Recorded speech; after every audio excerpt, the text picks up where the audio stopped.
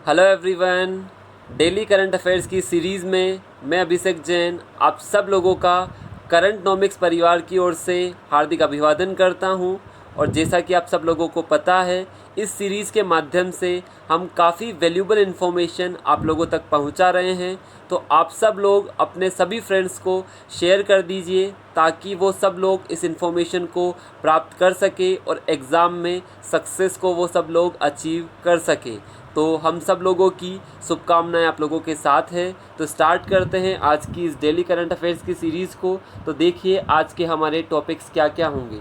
तो आज का हमारा सबसे इम्पोर्टेंट टॉपिक जो हम डिस्कशन करेंगे, फर्स्ट हम स्टार्ट करेंगे 11th पीटर्सबर्ग क्लाइमेट डायलॉग से। काफ़ी इम्पोर्टेंट टॉपिक है। यहाँ पर हम COP से भी रिलेट करेंगे, क्योटो प्रोटोकॉल से भी रिलेट करेंगे, पेरिस क्लाइमेट एग्रीमेंट से भी हम इसको कोरिलेट करेंगे। सेकेंड टॉपिक आज का हमारा रहेगा ब्रिक्स फॉरेन मिनिस्टर्स की जो अभी वर्चुअल मीटिंग ऑर्गेनाइज हुई है उसके बारे में हम डिस्कस करेंगे। एंड द थर्ड हम बात करेंगे ADB की तरफ से इंडिया को $1.5 बिलियन का लोन प्रदान किया गया है। किसके लिए आप सब लोगों को पता है, कोविड-19 पेंडेमिक के लिए। तो इस पर भी हम डिस्कशन करेंगे।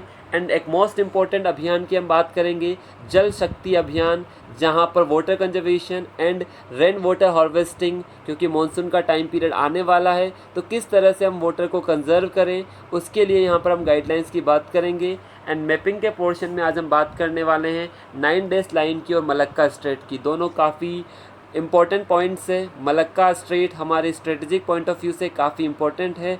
और 9 डेज लाइन आप लोगों को पता है साउथ चाइना सी में, जिनको चाइना के द्वारा पूरा का पूरा साउथ चाइना सी अपना क्लेम किया जाता है, उसके बारे में हम यहाँ पर डिस्कस करेंगे। तो स्टार्ट करते हैं हमारे टॉपिक नंबर 1 से। तो आप सब लोग फटाफट से शेयर कर दीजिए, काफ़ी इम्पोर्टेंट जानकारी आप लोगों तक यहाँ पर पहुँचाई जा रही है। तो हम स्टार्ट करते हैं फर्स्ट टॉपिक से। तो अब देखो, पीटरबर्ग क्लाइमेट डायलॉग से हम स्टार्ट करेंगे। हमारे जो एनवायरनमेंट मिनिस्टर है प्रकाश जावड़ेकर जी, उन्होंने इसके अंदर पार्टिसिपेट किया था। अप्रैल 27, 28, 2020 को ये मीटिंग संपन्न हुई थी। तो काफ़ी इम्पोर्टेंट न्यूज़ है। और आपको पता है हमने सारी की सारी जो भी इन्फॉर्मेशन यहाँ से ली है वो इन्फॉर्मेशन हम सब ऑथेंटिक सोर्स से आप सबके सामने लेकर आते हैं। तो डिस्कस करते हैं इसमें हम क्या क्या जानना चाहते हैं। तो देखो, फर्स्ट हम डिस्कस करेंगे what is Petersburg climate dialogue. तो यहाँ पर हम जानेंगे कि जो पीटर्सबर्ग क्लाइमेट डायलॉग है यह आपका क्लाइमेट डिप्लोमेसी का एक इम्पॉर्टेंट पार्ट माना जाता है, जहाँ पर गवर्नमेंट्स के बीच में इनफॉर्मल डिस्कशंस होते हैं, अनौपचारिक रूप से वार्ताएं होती है कि किस तरह से क्लाइमेट के जो इम्पैक्ट है उसको मिनिमाइज़ करना है और सस्टेनेबल डेवलपमेंट को यहाँ पर प्रमोट करना है। तो ये हमने जो डेटा लिया है ये है हमारा पीटर्सबर्ग क्लाइमेट डायलॉग की ऑफिशियल वेबसाइट से। हम डिस्कस करते हैं इसके 1 बाय 1 सारी की सारी चीज़ें। तो देखते हैं, फर्स्ट हम बात करेंगे अभी जो लेटेस्ट इसकी मीटिंग हुई है उस मीटिंग के अंदर भारत की तरफ से किसने पार्टिसिपेट किया है। Union minister for environment, forest and climate change, जिसके मिनिस्टर साहब हैं मिस्टर प्रकाश जावड़ेकर जी, उन्होंने यहाँ पर पार्टिसिपेट किया है इंडिया की तरफ से। दूसरी चीज़, ये जो डायलॉग है ये फर्स्ट टाइम वर्चुअली रूप से हुआ है। वर्चुअल का मतलब जो वीडियो कॉन्फ्रेंसिंग के जरिए करवाया गया है। आप सब लोगों को पता है अभी सारी की सारी समिट वर्चुअल समिट्स के नाम से क्यों जानी जाती है, क्योंकि सारी वीडियो कॉन्फ्रेंसिंग के जरिए होती है। रीज़न है कोविड-19 पेंडेमिक। तो हम डिस्कस करते हैं इसके मोस्ट इंपॉर्टेंट फैक्ट और कौन सा एडिशन था। ये 11th एडिशन था जो आपके पीटर्सबर्ग क्लाइमेट डायलॉग का था। कहाँ पर हुआ, कौन कौन इसके को चेयरमैन थे, उसके बारे में हम डिस्कस करते हैं। आगे देखो, आगे हम यहाँ पर देखेंगे ये जो समिट थी या ये जो डायलॉग था ये होस्ट किया गया था। अभी 2 होस्ट थे यहाँ पर, जर्मनी और यूके। तो किन किन के द्वारा होस्ट किया गया था, जर्मनी और यूके के द्वारा ये होस्ट किया गया था। लगभग 30 कंट्रीज़ ने पार्टिसिपेट किया था और इंडिया भी उनके अंदर क्या था, शामिल था। तो ध्यान रखना, इस डायलॉग को चेयर किसके द्वारा किया गया, 2 कंट्रीज़ के द्वारा, जर्मनी एंड यूनाइटेड किंगडम। और इंडिया ने भी इसके अंदर पार्टिसिपेट किया था इंक्लूडिंग अदर 30 कंट्रीज़। आप देखोगे इस समिट को 2010 से जर्मनी के द्वारा होस्ट किया जा रहा है। इसके अंदर हाई लेवल के पॉलिटिकल डिस्कशंस किए जाते हैं, किससे रिलेटेड, किस तरह से क्लाइमेट के लिए एक्शन लिया जाए, हमारा एक्शन प्लान क्या होना चाहिए, जो भी आपके इंटरनेशनल क्लाइमेट के नेगोशिएशंस होते हैं, सारी की सारी वार्ताएं होती है, वहाँ से संबंधित चर्चा इस समिट के अंदर की जाती है। तो यहाँ से आपको जो चीज़ें याद रखनी है वो मैंने आप लोगों को यहाँ पर बता दी है। आगे देखो, आगे और भी इंपॉर्टेंट चीज़ आपको देखने को मिलेगी। मैंने बोला था इस समिट को मैं किससे कोरिलेट करूँगा, आपकी COP समिट से। आप सब लोगों को पता है 2019 की जो COP 25 है, जिसको हम क्या बोलते हैं, कॉन्फ्रेंस ऑफ पार्टीज़, ये कहाँ पर हुई थी, आपकी मैड्रिड स्पेन के अंदर हुई थी। और जो COP 26 है वो कहाँ पर होने वाली है, आपकी UK के अंदर यहाँ पर ये समिट होने वाली है। मतलब जो 26 COP होगी वो कहाँ पर होगी, आपकी UK के अंदर या यूनाइटेड किंगडम के अंदर ये कंडक्ट करवाई जाएगी। और यहाँ पर एक और इम्पोर्टेंट चीज़ है, आप सब लोगों को ये पता होगा, जो हमने काफ़ी सारे टारगेट्स लिए थे वो इंडिया ने भी लिए थे, अदर कंट्रीज़ ने भी काफ़ी सारे टारगेट्स लिए थे।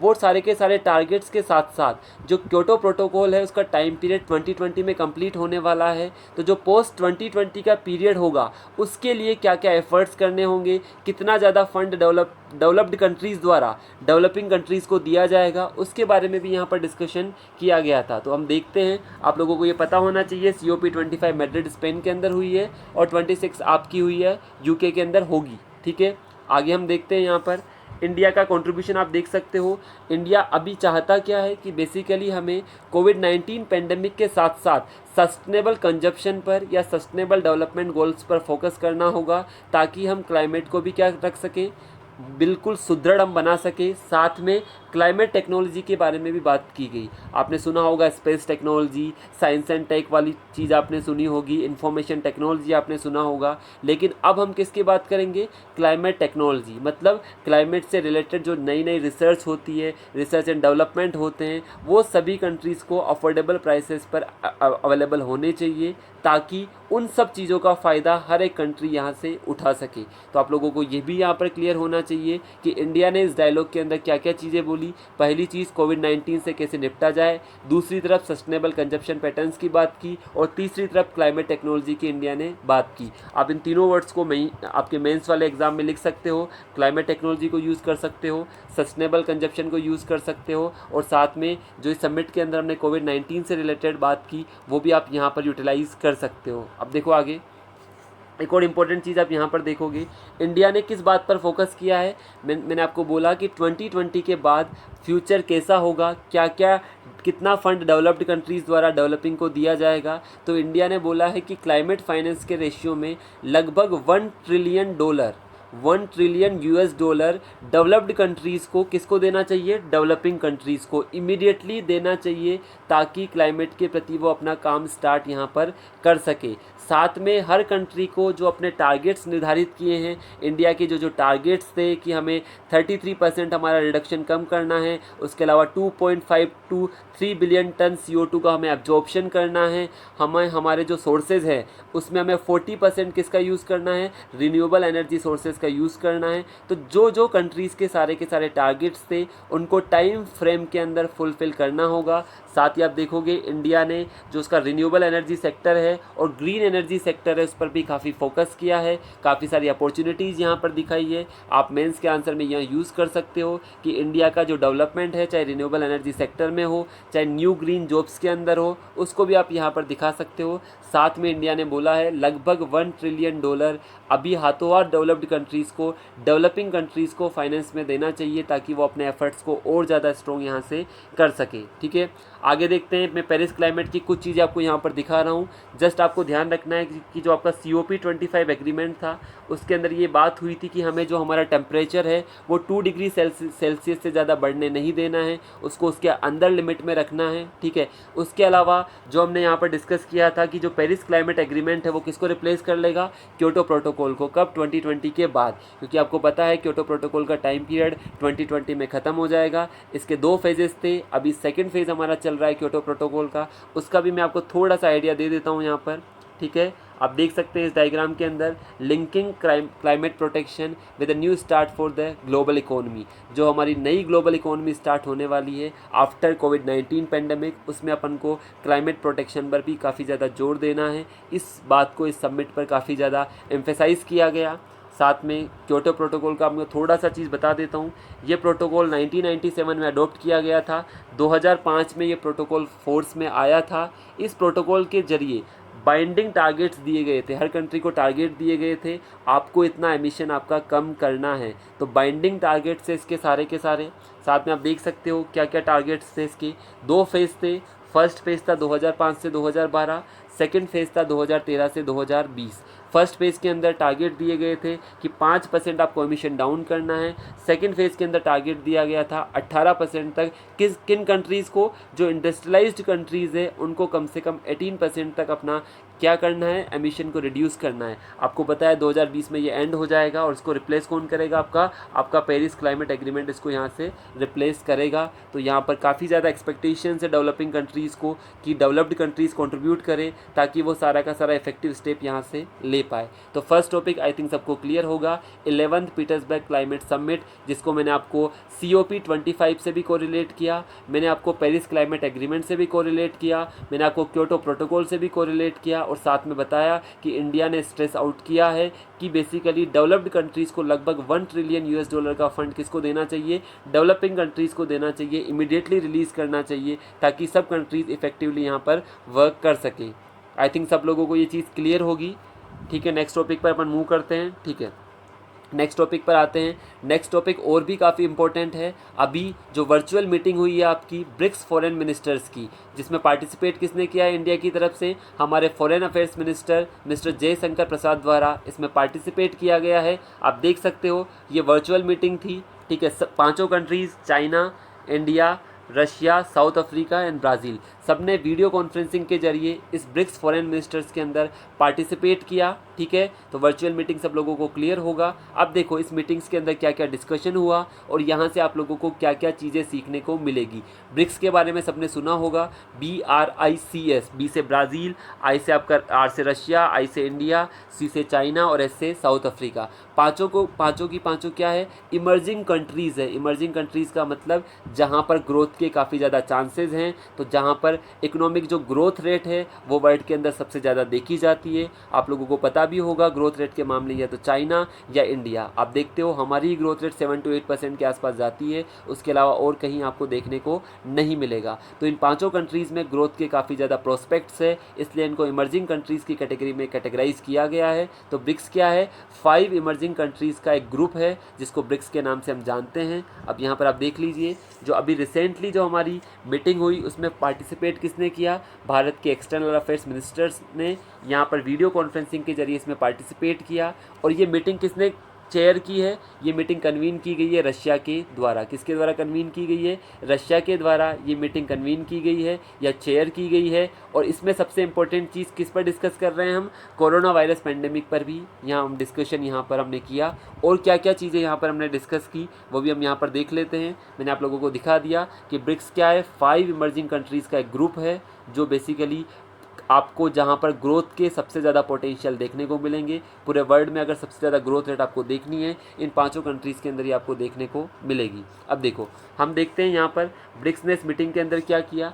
यहाँ पर इन्होंने क्या सेटअप किया, एक स्पेशल लोन इंस्ट्रूमेंट सेटअप किया $15 बिलियन का। अब ये जो $15 बिलियन का फंड होगा वो किसको असिस्ट करेगा, मेंबर नेशंस को। किसके मेंबर नेशन को, ब्रिक्स के मेंबर नेशन को सहायता प्रदान करेगा। किसके लिए, ताकि वो कोविड-19 पेंडेमिक के बाद अपनी इकोनॉमी को वापस से क्या कर सके, रिवाइव कर सके या इकोनॉमी को वापस पटरी पर ला सके। तो ध्यान रखना कि अभी जो मीटिंग हुई है उसमें $15 बिलियन का फंड सेटअप किया गया है स्पेशल लोन इंस्ट्रूमेंट के थ्रू, जिसके तहत आफ्टर कोविड-19 बेसिकली सारी की सारी जो इकोनॉमीज़ है, 5 मेंबर कंट्रीज़ की जो इकोनॉमी है उसको रिवाइव यहाँ पर किया जा सके। तो आप लोगों को ये पता होना चाहिए, क्यों, क्योंकि आप सब लोगों को पता है कि मेंबर स्टेट्स के अंदर चाहे वो आपका फाइनेंशियल हो, ट्रेड हो, इकोनॉमिक हो, सारी की सारी जो सिचुएशंस पर काफ़ी ज़्यादा स्ट्रेस देखने को मिलेगा। तो उसको कैसे जल्दी से जल्दी कोप अप किया जाए, उसके लिए ये चीज़ यहाँ पर सेटअप की गई है। आई थिंक सबको क्लियर होना चाहिए। उसके बाद देखो, ये एक और इम्पोर्टेंट चीज़ है, मैंने आपको बोला था इंडिया ने अपना फार्मास्यूटिकल सपोर्ट, जो अपना मेडिसिन वाला सपोर्ट है, जो अपना औषधियों वाला सपोर्ट है, वो ऑफ़र किया है 85 कंट्रीज़ को। और आपको पता है कि हाइड्रोक्सी क्लोरोक्वीन का आपने सबको नाम सुना होगा, वो भारत ने इवन अपने नेबरिंग कंट्रीज़ को ही नहीं, भारत ने इवन आप देखोगे यूएसए को, ब्राज़ील को और काफ़ी सारी यूरोपियन कंट्रीज़ को सप्लाई किया है। तो भारत पूरे के पूरे वर्ल्ड के लिए अभी संजीवनी की भांति कार्य कर रहा है, जो अपनी मेडिसिन को पूरे के पूरे वर्ल्ड में क्या कर रहा है, वितरित कर रहा है, ताकि कोविड-19 पेंडेमिक से हम जल्दी से जल्दी बाहर निकल सकें। ठीक है, आपको ये पता होना चाहिए। ठीक है, उसके बाद देखो नेक्स्ट चीज़, ब्रिक्स के बारे में मैंने आपको बताया। ब्रिक्स का जो नाम है 2001 में ब्रिटिश इकोनॉमिस्ट जिम ओनेल ने कॉइन किया था। पहले इसको ब्रिक के नाम से जाना जाता था। 2010 में साउथ अफ्रीका ने इसमें ज्वाइन किया था। इसकी फर्स्ट फॉरेन मिनिस्टर्स की मीटिंग 2006 के अंदर संपन्न हुई थी, तो आप लोगों को पता होना चाहिए। और इसकी फर्स्ट फुल मीटिंग आप देखोगे 2009 के अंदर रशिया की एक शहर येकेतेरिनबर्ग के अंदर संपन्न करवाई गई थी। तो आई होप इसका थोड़ा सा आइडिया आप लोगों को होगा। ठीक है, आगे बढ़ते हैं हम। ठीक है, इसके बारे में थोड़ा सा और आइडिया बता देता हूँ। ब्रिक्स के अंदर लगभग 42% वर्ल्ड की पॉपुलेशन है, 23% ग्लोबल जीडीपी का पार्ट यहाँ पर कवर होता है और 17% वर्ल्ड ट्रेड इन पांचों कंट्रीज़ में से मिलाकर होता है। तो काफ़ी इंपॉर्टेंट है। और यहाँ पर दो इंपॉर्टेंट चीज़ें आपको देखने को मिलेगी। 2014 के अंदर एक डिक्लेरेशन हुई थी ब्राज़ील में, जिसका नाम है फोर्टलेजा डिक्लेरेशन। उसके तहत किसकी स्थापना की गई थी, न्यू डेवलपमेंट बैंक की। और एक सबसे महत्वपूर्ण चीज़ जो आप देखोगे, ब्रिक्स कॉन्टिजेंट रिजर्व अरेंजमेंट की। ये दोनों चीज़ें आपको अगर पढ़नी है कि ये दोनों क्या होती है, हम ट्राई करेंगे इन दोनों के सेपरेट वीडियोस आपको मिल जाएं, न्यू डेवलपमेंट बैंक का और ब्रिक्स कॉन्टिजेंट रिजर्व अरेंजमेंट का, जो 2014 की ब्रिक्स समिट में बनाए गए थे। इसकी समिट हर साल आयोजित की जाती है। ठीक है, तो आई थिंक आप लोगों को ये क्लियर होगा। इन दोनों टॉपिक की सेपरेट वीडियो आपको जल्दी ही प्रोवाइड करवा दी यहाँ से जाएगी। ओके, नेक्स्ट हम बात करते हैं एशियन डेवलपमेंट बैंक की। सबने नाम सुना होगा, लेकिन अभी न्यूज़ में क्यों है ये। एशियन डेवलपमेंट बैंक ने भारत को $1.5 बिलियन का फाइनेंस सपोर्ट देने की बात कही है लोन की टर्म्स में। तो एडीबी ने भारत के लिए लगभग $1.5 बिलियन का लोन अप्रूव किया है, ताकि भारत कोविड-19 से जल्दी बाहर निकल सके। आइए देखते हैं हम इसके बारे में। तो आप फर्स्ट चीज़ यही देख सकते हैं, recently the ADB has approved a $1.5 billion loan to India. किसके लिए, इमीडिएट रेस्पॉन्स के लिए, कोविड-19 पेंडेमिक से निपटने के लिए। तो आपको ध्यान रखना है। आप देखोगे एशियन डेवलपमेंट बैंक ने लगभग इंडिया को इससे पहले भी $2.2 बिलियन का सपोर्ट दिया है। किसके लिए, कोविड-19 से निपटने के लिए। तो एडीबी अभी भारत का काफ़ी सपोर्टिव काम कर रहा है, जो भारत को लगातार लोन के माध्यम से यहाँ पर सपोर्ट प्रदान कर रहा है। ठीक है, अब हम यहाँ पर देखते हैं इस लोन से हम क्या क्या कर पाएंगे। कोविड-19 को पहले तो हमें रोकना है, कंटेन करना है, देन उसको प्रिवेंशन के लिए हमें काम करना है। उसके बाद जो हमारा पुअर एंड वल्नरेबल सेक्टर है सोसाइटी का, उसको कैसे बाहर निकालना है, वो चीज़ भी इस लोन के माध्यम से की जाएगी। तो आपको ध्यान रखना है ये सारी चीज़ें। उसके बाद आप देखोगे ये सारी चीज़ें किसके तहत की गई, जो कोविड-19 का इन्होंने एक एक्शन प्लान बनाया है। एडीबी का एक एक्शन प्लान है जिसका नाम है केयर्स। जैसे आपने पीएम केयर्स फंड का नाम सुना होगा, जिसकी फुल फॉर्म क्या थी, citizen assistance relief in emergency situation. उसी टाइप से एडीबी ने भी एक फ़ंड निकाला है जिसका नाम है कोविड-19 active response and expenditure support. इसके तहत बेसिकली क्या कर रहा है, एडीबी डिफरेंट कंट्रीज़ को सपोर्ट प्रोवाइड कर रहा है डिफरेंट सेक्टर्स के अंदर। तो ध्यान रखना है, जो केयर्स प्रोग्राम है, एक तो पीएम केयर्स वाला तो अपना फंड है, और केयर्स प्रोग्राम किसके द्वारा स्टार्ट किया गया है, एशियन डेवलपमेंट बैंक के द्वारा। आपको इसका आइडिया यहाँ पर होना चाहिए। ठीक है, नेक्स्ट आप देखोगे जो आपका केयर्स प्रोग्राम है, मैंने आपको बोला था किसके द्वारा फंडेड होता है, आपका एडीबी के द्वारा फंडेड होता है। 13 अप्रैल 2020 को इसको अप्रूव किया गया था, जिसके तहत लगभग $20 बिलियन का पैकेज यहाँ पर निकाला गया था, जो एडीबी के द्वारा डिफरेंट मेंबर कंट्रीज़ को दिया जाएगा, ताकि वो कोविड-19 से जल्दी कोप अप यहाँ से कर सके। तो आपको ध्यान होना चाहिए केयर्स प्रोग्राम के बारे में। ठीक है, उसके बाद आप देख सकते हैं एशियन डेवलपमेंट बैंक के बारे में थोड़ा सा मैंने आपको गाइडलाइन दिया है। इस बैंक का स्थापना कब हुई थी, 1966 में ये सेटअप किया गया था। इसके अंदर अभी 68 मेंबर्स हैं, उनमें से 49 मेंबर्स कहाँ से आते हैं, एशिया से आते हैं। 49 एशिया से हैं और 49 के बाद दूसरी कंट्री से आपको देखने को मिलेंगे। इस बैंक का जो सबसे बड़ा लार्जेस्ट शेयर होल्डर है वो है आपका जापान। ध्यान रखना है, सबसे बड़ा इसका शेयर होल्डर कौन है, जापान है। इसका काम क्या है, एशिया के अंदर सोशल और इकोनॉमिक डेवलपमेंट को प्रमोट प्रमोट करना है। इसका हेडक्वार्टर्स है मनीला, फिलीपींस के अंदर। इसके बारे में काफ़ी महत्वपूर्ण जानकारी मैंने आपको बताई है, एग्जाम्स में पूछी जाती है। एशियन डेवलपमेंट बैंक का हेडक्वार्टर मनीला के अंदर है, 1966 के अंदर बना। इसके अंदर टोटल 68 मेंबर्स है, 49 एशिया से हैं, उसके अलावा आउट ऑफ एशिया के मेंबर भी है। जापान इसका सबसे बड़ा शेयर होल्डर माना गया है। ये काफ़ी इंपॉर्टेंट है, आप इसके नोट्स भी बना सकते हैं, याद भी रख सकते हैं। काफ़ी महत्वपूर्ण न्यूज़ मैं आप लोगों के साथ ये शेयर कर रहा हूँ, ठीक है। अभी हम आगे बढ़ते हैं, ठीक है।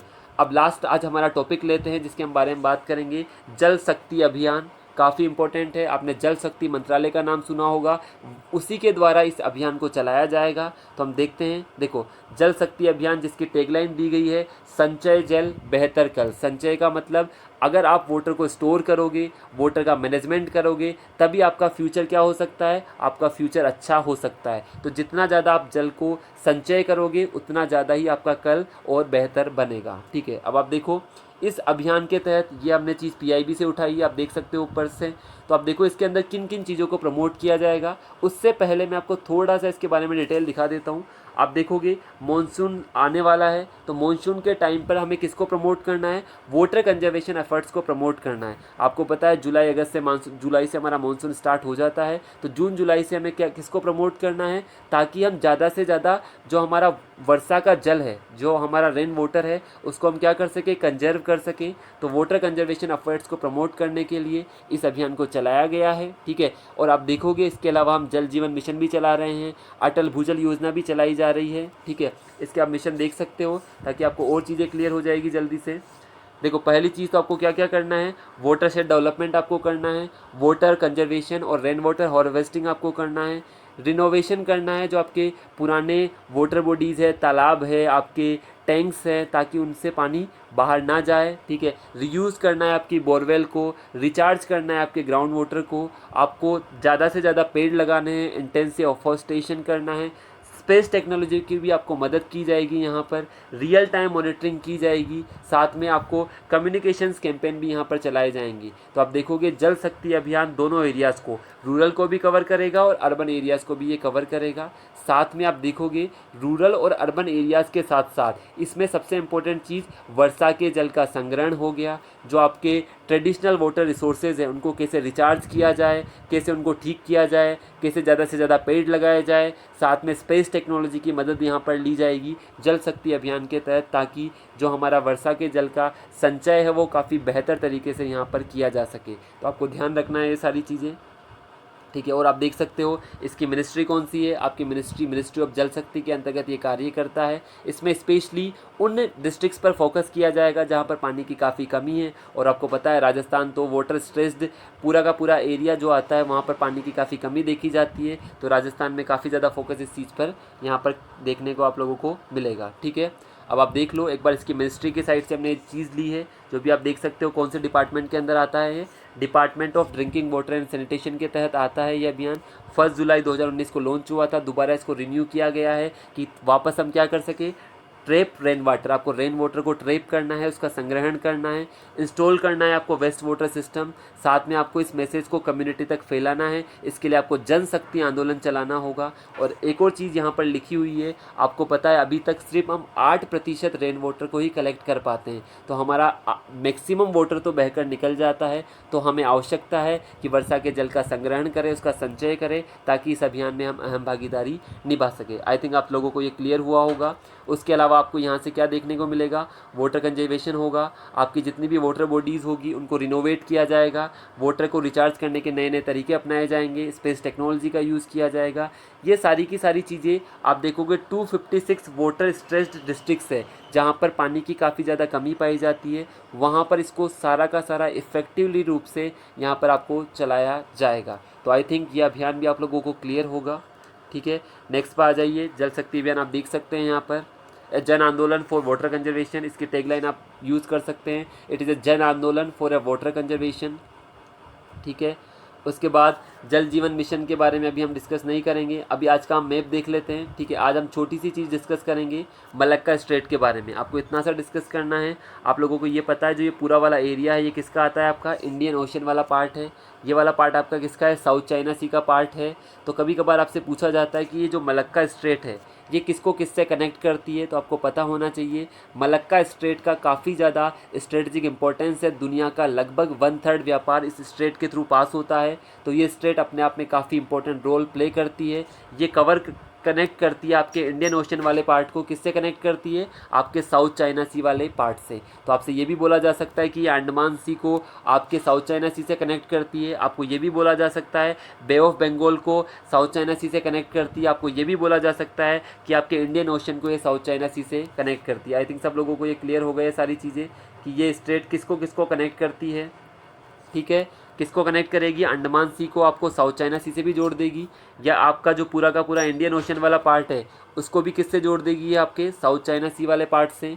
और साथ में आपके बे ऑफ बंगाल को भी किससे जोड़ देगी, साउथ चाइना सी वाले पार्ट से। काफ़ी इंपॉर्टेंट चौक पॉइंट माना जाता है क्योंकि यहाँ से काफ़ी ज़्यादा दुनिया का ट्रेड पास होता है, ठीक है। आई होप आप सब लोगों को ये सारी चीज़ें क्लियर होगी। आज हम इतना ही रखेंगे। आप सब लोगों का बहुत बहुत धन्यवाद। ज़्यादा से ज़्यादा इस न्यूज़ को आप शेयर करें, ज़्यादा से ज़्यादा लोग हमारे चैनल को सब्सक्राइब करें। यही हमारे लिए सबसे बड़ा अप्रिसिएशन है कि आप हमारे चैनल को शेयर करेंगे, सब्सक्राइब करेंगे, तो हम और भी ज़्यादा यहाँ पर एक्साइटेड होंगे और आपके लिए और भी नई नई चीज़ें हम लाते रहेंगे। आज के लिए इतना ही। Thank you very much. मिलते हैं हमारी नेक्स्ट वीडियो के अंदर।